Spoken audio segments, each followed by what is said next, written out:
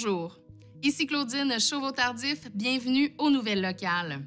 À Lac-Beauport, le vivre ensemble à l'extérieur dans un voisinage devrait se faire sans heurts, mais certains, plus enthousiastes, pourraient oublier qu'ils font partie d'une communauté où tous les citoyens ont droit au respect de leur tranquillité. La nuisance par le bruit est sans aucun doute la plus agressante des nuisances.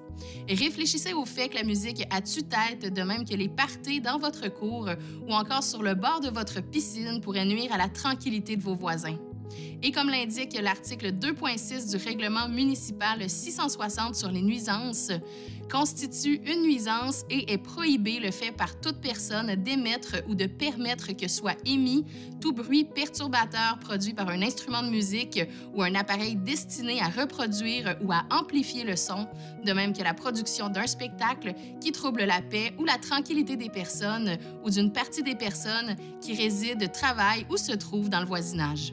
Trouvez plus d'informations sur la réglementation municipale au lac-beauport.québec. À sa deuxième présence au championnat mondial de cheerleading qui a eu lieu du 26 au 29 avril à Orlando, en Floride, Megan Leclerc et son équipe ont réalisé un exploit digne de mention. En effet, elles ont décroché le 4e rang au monde. Cette jeune fille de 16 ans qui réside à Sainte-Brigitte-de-Laval depuis son enfance a récolté les fruits d'une carrière en cheerleading qui a débuté à la maternelle. Le journal avait rencontré Megan l'an dernier à la suite de sa première participation à ce championnat mondial. Son équipe avait raté de peu une participation à la grande finale en se classant au 4e rang parmi les équipes canadiennes, puisque seulement 3 équipes de chaque pays sont retenues pour la finale. L'objectif de 2024 était évidemment une participation à la finale et l'équipe a fait les choses en grand en accédant à la première place parmi toutes les équipes canadiennes dans sa catégorie. Lisez l'article complet à la page 4 du journal Le Lavallois. Et du côté de Stoneham et Tewksbury, afin d'offrir des activités estivales décentralisées dans les différents secteurs et de créer des liens de solidarité entre voisins et voisines pour construire une municipalité plus humaine, le Service des loisirs, de la culture, de la vie communautaire et des communications a créé depuis l'été dernier une offre de prêt de matériel clé en main pour répondre à ce besoin. Que ce soit pour une journée festive entre voisins, un 5 à 7 animé dans un parc de proximité pour des adeptes de la même activité en pratique, par exemple des joueurs de pickleball ou de volleyball, ou une fête de secteur organisée par un organisme communautaire, l'idée est d'offrir un soutien logistique à des citoyens ou à des organismes à but non lucratif du territoire qui seront les organisateurs et les responsables de leur événement. Lisez l'article complet à la page 27 du journal Le Petit Rapporteur pour en savoir davantage à ce sujet. C'est le 22 mai dernier qu'avait lieu la pelletée de terre officielle du projet résidentiel Lac au 1004 Boulevard du Lac, à laquelle élus, promoteurs, propriétaires et professionnels ont participé. C'est sur un vaste terrain de plus d'1 million de pieds carrés offrant une place de choix à la nature que le projet résidentiel Lac verra le jour. Dès juillet 2025, il offrira 62 appartements aux futurs locataires voulant profiter du site enchanteur. Il était primordial pour les promoteurs d'offrir un projet de qualité s'intégrant parfaitement à son environnement tout en offrant une architecture raffinée, des espaces rassembleurs dont une salle de sport et un vaste lobby multifonction et des finitions haut de gamme. Lisez l'article complet à la page 12 du journal L'Écho du Lac. La ville de Fossambeau-sur-le-Lac sera sur le point d'adopter son nouveau règlement qui encadrera l'utilisation des pesticides et des fertilisants sur le territoire. Ce règlement visera essentiellement à protéger le lac, les cours d'eau, ainsi que la santé et le bien-être de la population. L'adoption de ce règlement implique quelques changements notoires. Par exemple, les entreprises qui exécuteront des travaux d'application de pesticides ou de fertilisants sur le territoire devront obtenir un permis annuel les autorisant à en faire l'application. L'obtention du permis annuel d'une entreprise impliquera un engagement à avoir pris connaissance de la nouvelle réglementation et bien entendu à la respecter. Pour les citoyens qui sont désireux d'appliquer eux-mêmes des pesticides, il leur sera possible d'obtenir un permis d'application, mais sous réserve de l'avis d'un expert tel que l'exigeait l'ancien règlement. Apprenez-en davantage à ce sujet à la page 8 du journal L'Entre-guillemets. La ville de Sainte-Catherine de la Jacques-Cartier a débuté au printemps un programme de verdissement.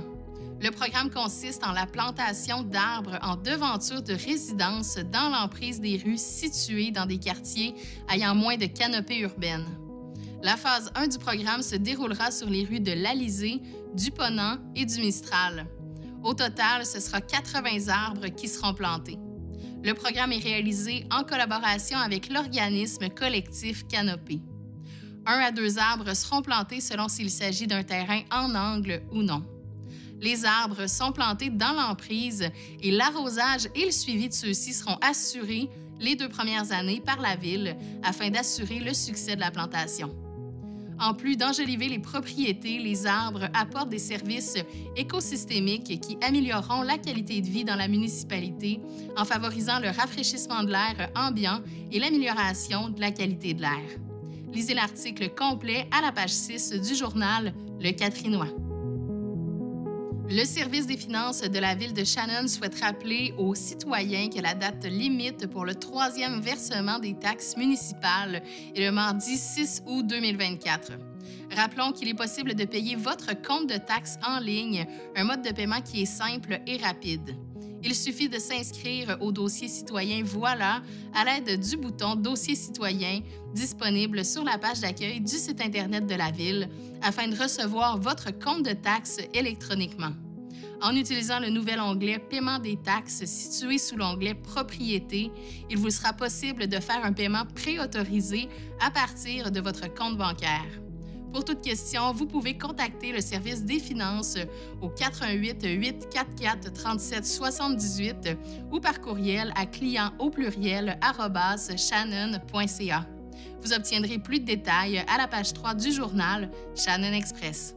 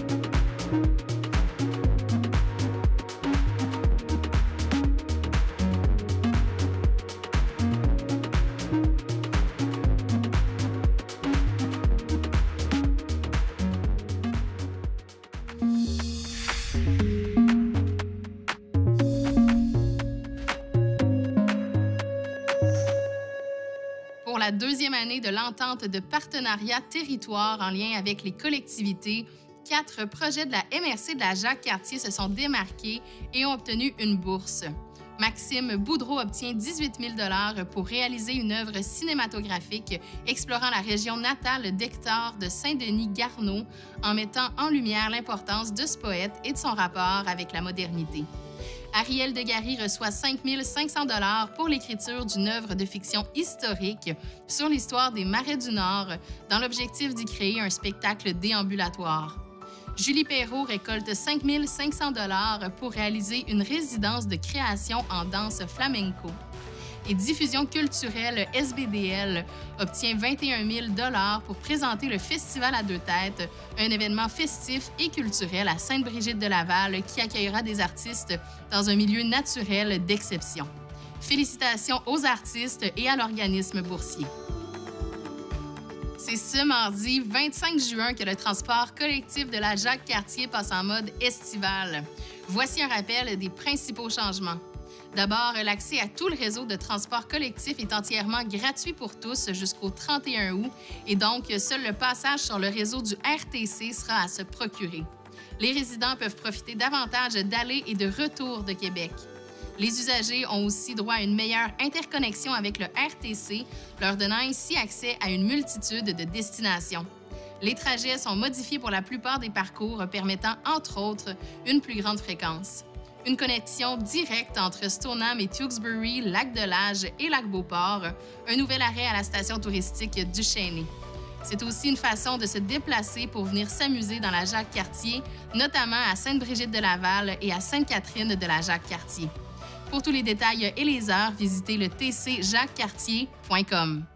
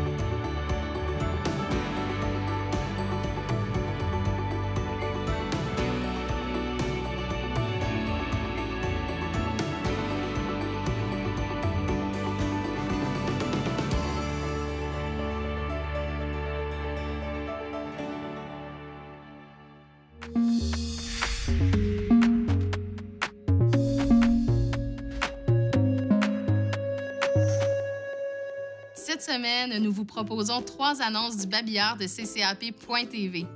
Premièrement, on vous propose une journée parfaite entre filles.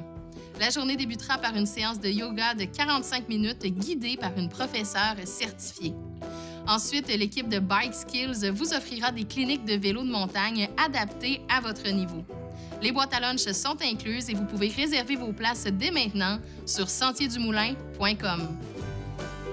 Ensuite, on vous propose de découvrir le Sentier des Contes à la bibliothèque de Shannon. Cette année encore, jusqu'au 30 août, venez parcourir le Sentier des Contes et y découvrir la nouvelle histoire Plus noire que la nuit de Chris Hadfield et de Kate Fillion. La bibliothèque de Shannon accueillera petits et grands pour découvrir ce Sentier des Contes qui s'inscrit dans le cadre du club de lecture d'été TD.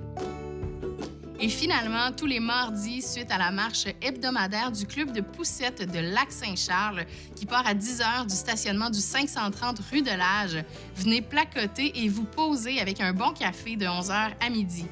Il s'agit de discussions sans animation. À partir du 25 juin, c'est au Four à pain à Lac-de-l'Age que ça se passe. Venez en grand nombre et apportez votre pique-nique. C'est ce qui conclut l'émission du 25 juin. À la semaine prochaine.